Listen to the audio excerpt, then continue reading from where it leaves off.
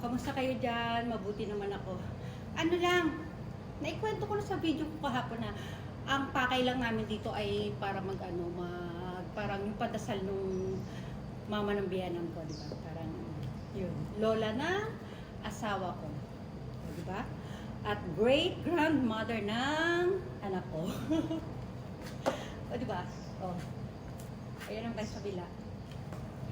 Lalapit, lalayo. Angat natin yung ating paa. Wait. O, diba?